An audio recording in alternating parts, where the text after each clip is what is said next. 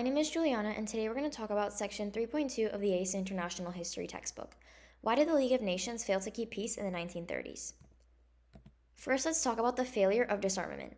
The League's inability to secure disarmament was a major reason for its failure, recognized even before World War II began. Disarmament was a key aim, inspired by Wilson's 14 points and enshrined in the Treaty of Versailles and the League's Covenant.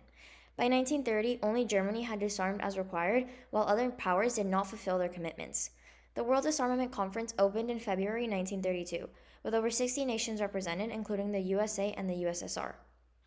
However, initial optimism for the World Disarmament Conference faded due to three major issues. Number one, the Great Depression made countries prioritize armaments for internal security. Number two, the Japanese invasion of Manchuria in 1931 undermined faith in collective security because Japan ignored the League's orders and withdrew from the League in 1933, increasing its military strength. And lastly, number three, Hitler's rise to power in 1933 alarmed Europe. Germany demanded equality in armaments, citing its forced disarmament, while others had not followed.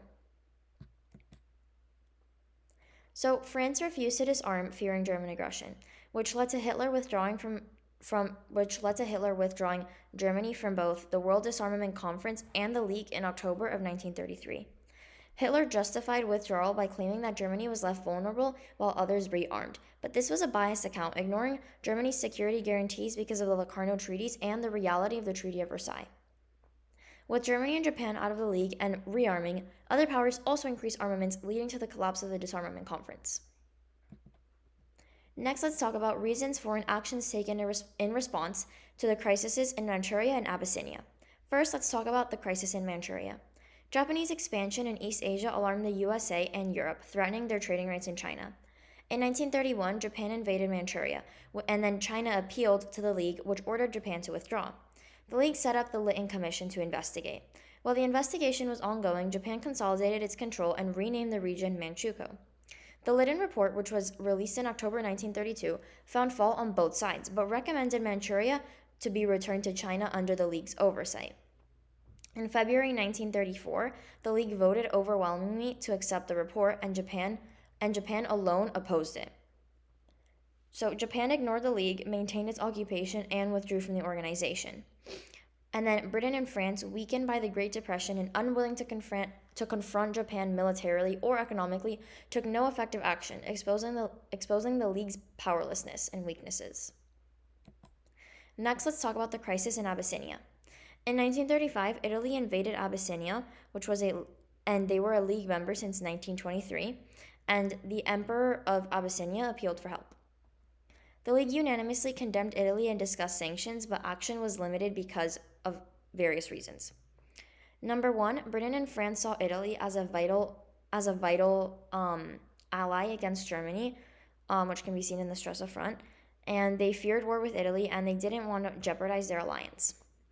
Number two, sanctions excluded vital materials such as oil, coal, and steel, making them ineffective.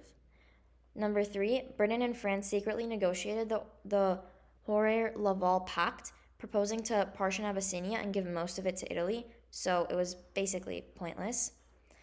Number four, public outrage forced both governments to reject the pact and led to the resignation of Hoare, which was the British foreign minister, and Laval, which was a French prime minister at the time. And lastly, the sanctions failed, and Mussolini completed the conquest and withdrew Italy from the League, moving closer to Germany. Britain and France's reluctance to act was partly due to their own imperial interests and lack of trust in each other, especially after the Anglo-German naval agreement in 1935. Next, let's talk about the crisis in Spain. The Spanish Civil War began in 1936, and the Republican government appealed to the League for help. The League, led by Britain and France, refused to intervene, seeing it as an internal matter. Like we mentioned before, a non-intervention committee was established, but Germany and Italy violated it by aiding Franco's nationalists. The League ignored evidence on foreign intervention, again unwilling to confront Germany and Italy. The Republican government turned to the USSR for support, prolonging the war, but Franco ultimately won. Next, let's talk about the Japanese invasion of China in 1937, and not to get this confused with the Japanese invasion of Manchuria, because first it was Manchuria and then it was all of China. So Japan launched a full-scale invasion of China. China's appeals to the League were met with sympathy but no action. Britain and France, weakened again by the Great Depression and committed to appeasement, would not sanction or fight against Japan. Japan was no longer a League member and had allied with Germany. And lastly, the League failed to respond to aggression by Germany, Italy, and Japan, all of whom had left the League. Lastly, let's talk about changing attitudes of the major powers toward the League of Nations. The League's effectiveness was dependent on commitment of the major powers, which was reduced in the 1930s. Italy ignored the League when it suited national interests and left when sanctioned over Abyssinia. Hitler viewed the League as a tool of the victorious nations and withdrew Germany after the failed disarmament conference. Japan, who was initially supportive of the League, withdrew when the League opposed its expansion in Manchuria. And the USSR, which was initially excluded, joined in 1934 but remained critical of the League's failure to enforce collective security. Britain and France, who were burdened by economic woes and fearful of war, saw the League as a problem and prioritized national interests, especially in response to Italy's aggression. The League's failure to defend weaker members like China and Abyssinia undermined faith in collective security. And by the mid-1930s, the League had failed to achieve disarmament, prevent rearmament, or stop aggression, leaving it powerless and increasingly irrelevant as Germany, Italy, and Japan withdrew and Britain and France refused to enforce its decisions. That's it. Thank you.